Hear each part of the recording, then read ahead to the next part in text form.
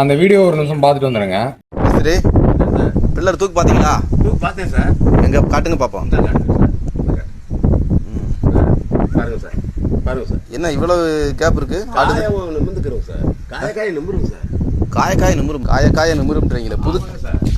புது கதையெல்லாம் சொல்லிட்டு இருக்கீங்க. ஆமாங்க சார். இங்கே பாருங்க சார், தூக்கு இருக்கா இல்லையான்னு பாருங்க சார். தூக்கு இருக்கா? கரெக்டாக இருக்கு. எப்படி பாருங்க சார். அப்போ அதை எப்படி தூக்கு இல்லாமல் இருந்துச்சு? அப்போதை பச்சை இது இல்லைங்க சார். ஆமாம், பச்சைக்கு ஒரு இன்ச்சுக்கு வத்தும் சார். அப்படியா? ஆமாம், ஒரு இன்ச்சு எப்படி காங்கிரட் வத்தும். நான் இதுவரைக்கும் எங்கேயுமே இந்த மாதிரி கேள்விப்பட்டதே. அவர் தூக்குண்டை எப்படி யூஸ் பண்ணாருங்கிறது தான் இந்த வீடியோவில் சொல்ல போகிறேன். அதுக்கு முன்னாடி பீம் நிமிருமா, காங்கிரட் நிமிருமா அப்படின்னு கேட்டால் அப்படியெல்லாம் ஒன்றும் கிடையாது.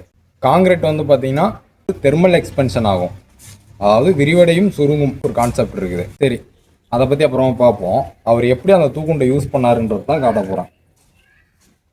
என் விரலை பாருங்க, நான்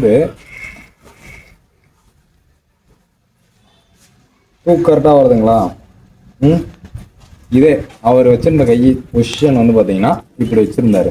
இப்படி வச்சுட்டு இருக்கும்போது ஃபர்ஸ்ட் அவர் தூக்கு விடும் போது இப்படியும், அதுக்கடுத்து தூக்கு விடும் போது இப்படியும், அப்படிதான் அவர் அந்த வீடியோ பண்ணியிருக்காங்க.